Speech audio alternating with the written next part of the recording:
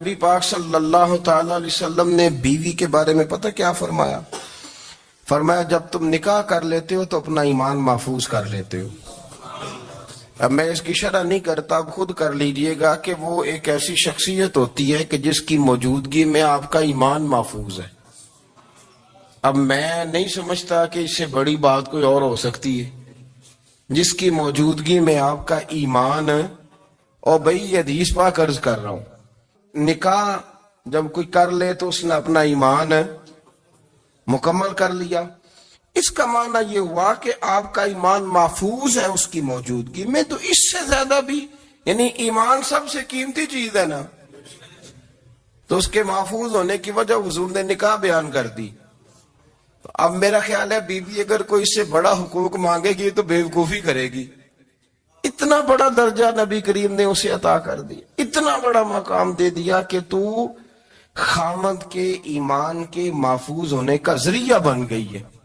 عورت کو جو حقوق رسول کریم صلی اللہ تعالی علیہ وسلم نے عطا فرمائے، نبی پاک نے جو حقوق دیے، دیکھیں نا، حضرت عبداللہ ابن عمر رضی اللہ تعالیٰ عنہ کی اہلیہ بیمار تھی، تو جلدی جلدی سے وہ آئے، تو جب بہت جلدی ہو، سفر بڑا شدید تھا، تو آپ نے جلدی سے نماز ادا کی، جلدی سے چلے۔ آپ کے خادم کہنے لگے حضور خیریت ہے؟ فرمایا میری بیوی بیمار ہے۔ تو اس نے عرض کی حضور آپ کی اہلیہ بیمار ہے، تو آپ نے نماز بھی جلدی سے پڑھی، سفر بھی جلدی جلدی کیا۔ تو فرمانے لگے یہ وہ چیزیں ہیں جو ہمیں مدینے والے رسول نے سکھائی ہیں۔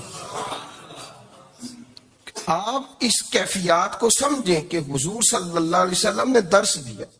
اور پھر ایک اور بہت بڑی بات، یہ فضیلت کسی اور کو نہیں دی، جو عورت کو حضور نے فضیلت دی، یہ فضیلت کسی اور کو نہیں دی۔ کبھی حضور نے فرمایا کہ تمہارا ابا تمہارے ساتھ بہت سخت رویہ کرے تو تم نے اس کو اس سختی پر داد دینی ہے؟ فرمایا چلو اگر وہ زیادتی بھی کرے تو تم نے اس کے ساتھ سلوک اچھا ہی کرنا ہے۔ لیکن آپ ایک بات کو سمجھے نا کہ بچے کے بارے میں، بیٹے کے بارے میں، بیٹی کے بارے میں فرمایا 10 سال کے ہو کے نماز نہ پڑھے تو سختی کرو، تمہارا ڈنڈا بھی لٹکنا چاہیے۔ بہت ساری جگہوں پہ بہت سارے لوگوں کے لیے سختی کا حکم دیا، لیکن عورت کے لیے حضور نے جو جملے کہے، اصل میں ہم سمجھتے ہیں کہ یہ ایک بات ہے، مشہور ہو گئی ہے روایت حدیث، تو بس اس کے پس منظر پر اور جملوں کے حسن پر شاید معاذ اللہ غور کرنے کی ضرورت نہیں۔ ذرا اس لفظ کی تاثیر پر غور کریں۔ حضور نے فرمایا عورت ٹیڑھی پسلی سے پیدا کی گئی ہے، یہ ٹیڑھی ہے، کو سیدھا کرنے کی کوشش کرو گے تو ٹوٹ جائے گی۔ تو حضور پھر ہمارے لیے حکم کیا ہے؟ فرمایا جیسی ہے تم اسی کے ساتھ نبھا کرو۔ آپ سمجھیں کہ اتنا محفوظ حضور نے درجہ دے دیا بی بی کو، اتنا محفوظ کہ فرمایا غلطی بھی ہو تو میرے غلاموں تم اس کے ساتھ نبھا کرو، گزارا کر لو۔ کو کیا اور حق چاہیے عورت کو؟ جس کو اس کی غلطیوں سمیت نبی پاک نے قبول کرنے کا حکم دے دی کہ اس کی کمزوریوں سمیت قبول کر لو۔ اب اس کو اور کیا، کوئی کمزوریوں سمیت قبول کرتا ہے؟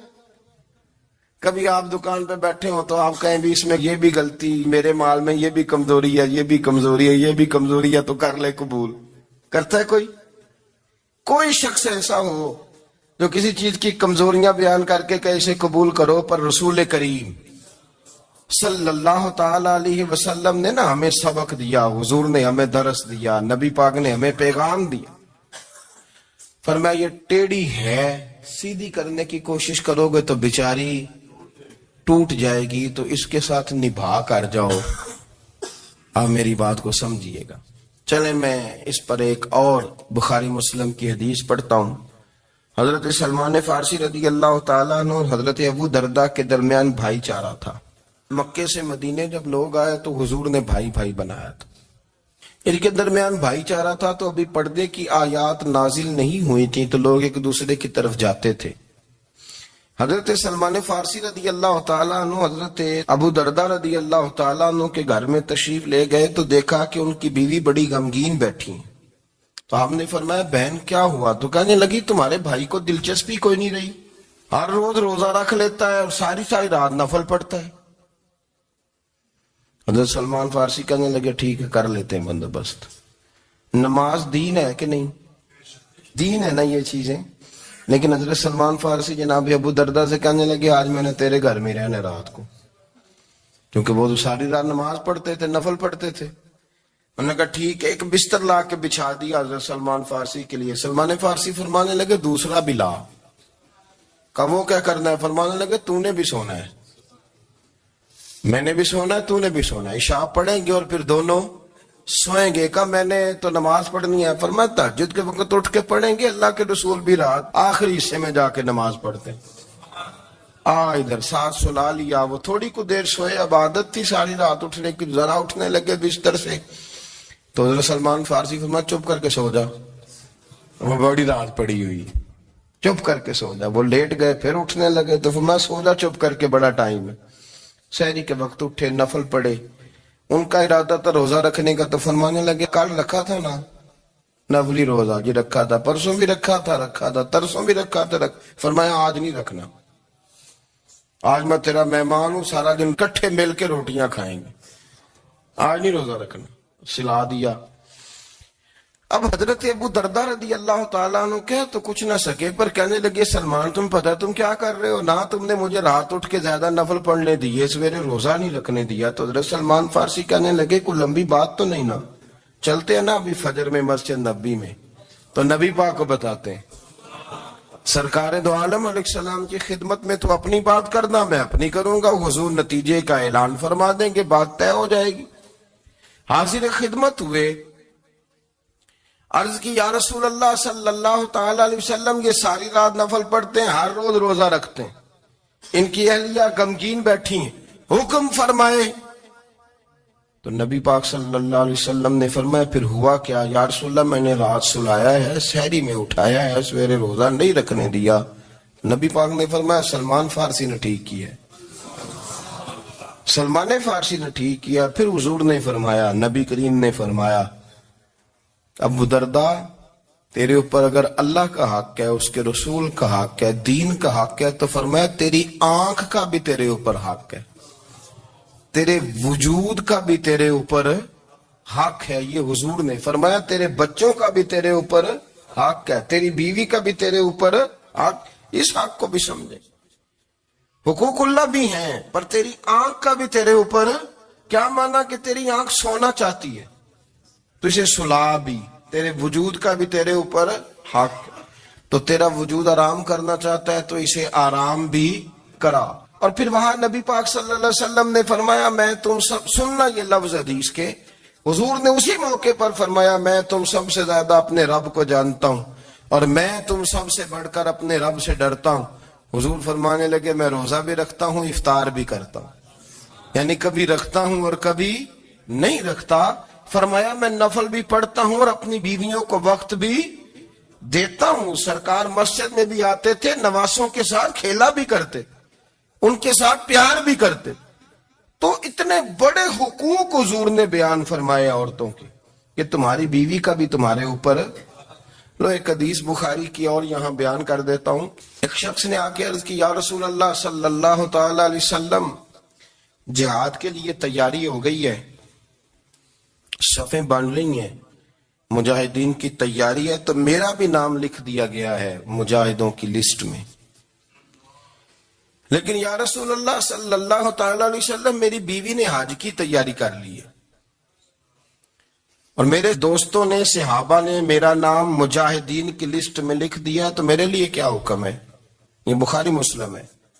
تو نبی پاک صلی اللہ تعالی علیہ وسلم نے فرمایا جہاد پہ کوئی اور چلا جائے گا تو بیوی کے ساتھ حج کرنے جا، اسے محرم کی ضرورت ہے، وہ تیرے بغیر کیسے جائے گی؟ مجاہدین کو تو اور مجاہد مل جائے گا، پر تو اپنی بیوی کے ساتھ جانا. نبی پاک صلی اللہ علیہ وسلم نے مرد کو محافظ بنایا ہے، عورت کو مرد کا قیدی نہیں بنایا، بلکہ عورت کو حفاظت عطا کی اور مرد کو اس کا محافظ بنایا. اب بچیاں آزاد ہونا چاہتی ہیں، اور آزادی بھی وہ والی کہ جو بنیادی طور پر آزادی نہیں، فحاشی ہے. میں نے بہت پہلے کہا ہے کہ اسلام بیٹیوں کو قیمتی سمجھتا ہے. جس بندے کے پاس 20 تولے سونا ہو وہ چوک میں لے کے نہیں آتا، وہ قیمتی چیز ہے اس نے چھپا کے رکھی ہوتی ہے. تو جو نبی پاک صلی اللہ علیہ وسلم کا کلمہ پڑھنے والے بیبیاں، اسلام انہیں قیمتی سمجھتا ہے. کہتا ہے کہ تم قیمتی ہو لہذا گھر کے اندر رہو، تم باہر نہ ہو. لیکن عورتیں ہیں کہ ان کو بلا وجہ لوگ خراب کر دیتے ہیں اور بلا وجہ وہ اس مغالطے کا شکار ہو جاتی ہیں. اب آگے بڑھتے ہیں. قرآن مجید نے سورہ نور کی آیت نمبر 30 میں کہا کہ کل للمؤمنین یغضوا من ابصارہم. فرمایا کہ اے محبوب علیہ السلام مومن مردوں سے کہہ دو کہ اپنی نظریں جھکا کے رکھیں، اپنی نظریں. اور اگلی آیت میں فرمایا وَقُلْ لِلْمُؤْمِنَاتِ يَغْضُضْنَ مِنْ أَبْصَارِهِنَّ. فرمایا کہ اے محبوب مومن عورتوں سے بھی کہہ دو کہ اپنی نظریں جھکا. مرد بھی اپنی نظر جھکا کے رکھے گا عورت کی طرف، لیکن یہ ساری پابندی صرف مرد پر نہیں، عورت بھی غیر محرم کا چہرہ نہیں دیکھے گی، اس پر بھی اسی طرح نظر جھکانے کا حکم ہے جس طرح کے وہ ہر دکاندار کو بھائی جان کہہ کے گفتگو کرنے کی اس کو بھی اجازت نہیں ہے کہ وہ سمجھے کہ پابندی تو مرد نے کرنی تھی، میں نے تھوڑی کرنی تھی. وہ جس کے پاس جائے، جہاں بھی جائے، ڈاکٹر کے پاس جائے، باہر جائے، تو وہ جس طرح مرضی اس کا دل چاہے وہ بات چیت کرے. اس کی عورت کو بھی اجازت اسلام نہیں دیتا. بنیادی طور پہ اسلام شرم و حیا کا دین ہے، حیا کی بات کرتا ہے. حیا کی جب ہم تعریف کرتے ہیں تو حیا کی تعریف یہ ہے کہ کوئی کبھی چیز دیکھ کے نا تو آپ کی طبیعت میں کراہت محسوس ہو، آپ کوئی غلط جملہ منہ سے نکالتے ہوئے ذرا جھجکیں، آپ کوئی غلط بات کرتے ہوئے تھوڑا بوجھ محسوس کریں. ہمارے ہاں تیزی سے فروغ پایا ہے بے حیائی میں. سنگیوں کی محفلیں، یاروں کی محفلیں، اس میں غلیظ گفتگو ہوتی ہے. الا ماشاء. ان دوستوں کو بڑی پاک صاف گفتگو کرنی چاہیے. دوستی کا رشتہ بڑا مقدس رشتہ ہے.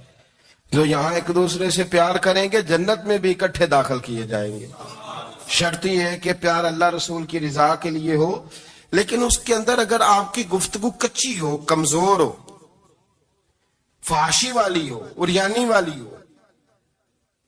وہ ہمارے ہاں تو اب اس کو لوگ فیشن سمجھتے ہیں، اس کو مردانگی کی علامت سمجھتے ہیں کہ وہ جی ساری باتیں جی وہاں ہو گئیں اور جس کا جو جی چاہا اس نے کہا. آپ جب حیا کے دائرے میں ہوتے ہیں تو آپ خود بھی سکون محسوس کرتے ہیں. دیکھیں نا، آپ کو نیند سکون سے کہاں آتی ہے؟ جہاں کمرہ بند ہو، چاروں جانب دیوار ہے، اوپر چھت ہے، خالی دروازہ بھی کھلا ہوا ہونا تو جب بندہ سکون لینا چاہتا ہے تو کہتا ہے یار ذرا دروازہ ذرا بند کر دو. وہ اچھی طرح اپنے آپ کو چھپا لیتا ہے نا حیا کے پردے میں، تو اللہ اسے سکون عطا کرتا ہے. اور جو اس سے بھی زیادہ ٹھنڈی نیند میں جانا چاہتا ہے وہ کہتا ہے لائٹ بھی بند کر دو. اب وہ مکمل طور پہ سمجھتا ہے کہ میں چاروں جانب سے چھپ گیا ہوں، اگر میں کھل کے بھی سو جاؤں گا تو میرا چونکہ پردہ قائم ہے تو مجھے کوئی دشواری نہیں ہو. آپ جب چھپ جاتے ہیں، جب آپ حیا کے اندر سمٹ جاتے ہیں، جب آپ چادر کے اندر آ جاتے ہیں تو آپ بہت ساری جگہوں پہ آسانی محسوس کرتے ہیں. تو حیا تو آپ کو سکون دیتی ہے کہ طاقت 100 مرد سے زیادہ ہے، لیکن حیا کنواری لڑکی سے بھی زیادہ ہے. اس کا معنی یہ ہوا کہ جس ٹہنی کو پھل زیادہ لگ جاتے ہیں وہ جھکا کرتی. تو حیا تو حسن ہے، حیا تو آپ کو پاک صاف کرے گا، حیا تو آپ کو نرالا کرے گا، انوکھا کرے گا. وہ ہمارے ایک دانشور ہے، تو انہوں نے مضمون لکھا، کئی باتیں بڑی پسند آتی ہیں.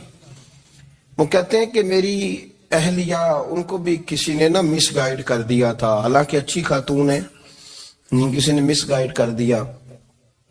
تو وہ بھی سماجی اور ویلفیئر اور یہ خواتین کو شوق ہوتا نا بننے کا، تو وہ بھی سماج کے اندر اچھا مقام تلاش کرنے کے موڈ میں آ گئی. تو کہیں ایک دن جانا تھا تو بڑی بن سنور کے میرے ساتھ وہ گاڑی میں بیٹھ گئی. تو میں گاڑی میں، عورتوں کو یہ بھی مسئلہ ہوتا ہے نا کہ ہماری تعریف کرو، تو کئی دفعہ بعد مردوں بیچاروں کو جھوٹ بولنا پڑتا ہے، تو زبردستی کراتی ہے نا جی. تو اس میں گنجائش بھی دی ہے شریعت نے، شریعت نے گنجائش دی ہے کہ کبھی بیوی کو راضی کرنے کے لیے خلاف واقعہ بات کرنی پڑے تو کر لینی چاہیے، تو وہ کراتی بھی ہیں۔ 3 موقع پر خلاف واقعہ بات کرنے کی اجازت ہے، واقعے کے خلاف بھی آپ بات کر سکتے ہیں۔ جنگ کے موقع پر 2 لوگوں کو صلح کرانے کے لیے اور بیوی کو راضی کرنے کے لیے کر لیں کوئی ایسی بات، بے شک اپنی طبیعت پہ جبر کر کے کر لیں، گنجائش ہے، اجازت ہے۔ تو وہ کہتے ہیں جب وہ گاڑی میں میرے ساتھ بیٹھی بن سور کے، تو وہ تقاضا کرنے لگی کہ میں نے بڑے اچھے کپڑے پہنے ہیں پر آپ نے توجہ نہیں کرائی۔ وہ سیانا بندہ تھا، وہ چاہ رہا تھا کہ میری خاتون سمجھ جائیں۔ وہ کہتے ہیں مجھے پتا تھا کہ بیچاری مس گائیڈ ہو گئی ہے، دل کی بڑی اچھی ہے، سیانی ہے، لیکن اس کو کچھ خواتین نے، کچھ لوگوں نے مل کے اس کو ذہن غلط کر دیا ہے کہ سماج میں نکلو، باہر جاؤ، کام کرو، فلاں کرو، اپنی مرضی سے جیو۔ تو میرے ساتھ گاڑی میں بیٹھی کہیں جانے کے لیے، تو مجھ سے کہنے لگی کہ آپ نے میری طرف توجہ ہی نہیں کی، آپ نے کوئی ذکر ہی نہیں کیا کہ میں کیسی لگ رہی ہوں۔ تو وہ کہتے ہیں میں نے اسے کہا کہ اگر تو ناراض نہ ہو تو پھر میں صحیح والی تعریف کر دوں۔ تو اس نے کہا کہ آپ کر دیں۔ تو کہتے ہیں میں نے درد سے اور خلوص سے اپنی بیوی سے کہا، خلوص کے ساتھ میں نے کہا میں تو روز گھر ہوتا ہوں، روز شام کو گھر ہوتا ہوں، اگر تو میرے لیے تیار ہوتی تو میں تیری تعریف کرتا، لیکن آج تو باہر جانے کے لیے تیار ہوئی، تو پھر ان سے تعریف کی امید رکھ جن کے لیے تو نے تیاری کی ہے۔ میرے لیے تیاری کرتی تو میں تو ہر شام تیرے پاس ہوتا ہوں۔ کہتے ہو میرے لفظوں میں درد تھا تو وہ بھی رو پڑی، اور کہنے لگی آپ گاڑی روک دیں، مجھے باہر جا کے کسی کو راضی نہیں کرنا، میں نے اسے راضی کرنا ہے جس کو رب کریم نے میرا شوہر بنایا ہے اور میرے لیے منتخب کیا ہے میرے ماں باپ کو، میں واپس لوٹتی ہوں۔ یہ ایک پہلو ہے سلگتا ہوا، اس کو سمجھا جائے۔ رسول کریم صلی اللہ علیہ وسلم عرب کی کواری لڑکیوں سے زیادہ حیا والے تھے، کواری لڑکیوں سے زیادہ حضور حیا فرمایا کرتے تھے۔ جب خانہ کعبہ کی مکہ شریف میں تعمیر ہو رہی تھی نا، اہل عرب اس کو تعمیر کر رہے تھے، تو نبی پاک صلی اللہ علیہ وسلم اپنے چچا حضرت عباس کے ساتھ خانہ کعبہ کی تعریف میں مصروف تھے۔ تو عرب کے لوگ چونکہ لمبا کرتا پہنتے تھے پیروں تک، تو نیچے اگر کسی وقت کوئی چیز نہیں بھی ہوتی تھی تو کسی کو وہ نظر نہیں آتی تھی، چونکہ پردہ رہتا تھا، لمبا کرتا پہنا ہوا ہوتا تھا۔ تو جب بچے، سرکار کی عمر مبارک بھی ابھی تھوڑی تھی، تو اس طرح بچے جب نکلتے تو وہ کئی دفعہ اپنی تہمت اتار دیتے نیچے سے، اور کوئی مزدوری کرنے لگتے تو 3-4 طے کر کے تہمت کی کندھے پہ رکھ لیتے، جس طرح کبھی دیہاتوں میں لوگ کپڑا سر پہ رکھتے تھے کہ اوپر اگر کوئی وزنی چیز رکھیں گے تو وہ تکلیف نہیں دے گی۔ نبی پاک صلی اللہ علیہ وسلم بھی سب لوگوں کے ساتھ خانہ کعبہ کی تعمیر میں شامل تھے۔ تو حضرت عباس رضی اللہ تعالیٰ عنہ نے کہا حضور سے، ابھی اعلان نبوت بھی نہیں فرمایا تھا، بھتیجے آپ بھی تامد اتاریے، یہ صحیح مسلم میں حدیث موجود، اور اس کو کندھے پہ رکھ لیجیے، آپ اینٹیں اٹھا کے لا رہے ہیں تو ذرا آپ کو تکلیف نہیں ہوگی۔ تو سرکار دو عالم صلی اللہ علیہ وسلم سے یہ بات کہی، اور پھر جلدی سے حضور کی تہمت کو نکال کے حالانکہ لمبا کرتا پہنا ہوا ہے، تو وہ جیسے ہی ان کے کندھے پہ رکھا اینٹیں رکھنے کے لیے، تو سرکار تو زمین پہ گر گئے، بے ہوش ہو گئے، آنکھیں آسمان کی طرف، اور پھر حضور پکار رہے ہیں آزاری آزاری آزاری، میرا تامت دے دو، میرا تامت دے دو۔ کبھی کوئی شخص اس وجہ سے بھی بے ہوش ہوا ہے کہ میرے وجود سے کپڑا اتر گیا ہے؟ حالانکہ سرکار پر وہ بے ہوشی بھی نبی پاک کا وہ جو غلبہ ہے شرم و حیا کا، اس کی وجہ سے ہوئی، ورنہ تو حضور فرماتے ہیں کہ میری آنکھیں سو جاتی ہیں، دل تو میرا اس عالم میں بھی جاگتا رہتا ہے۔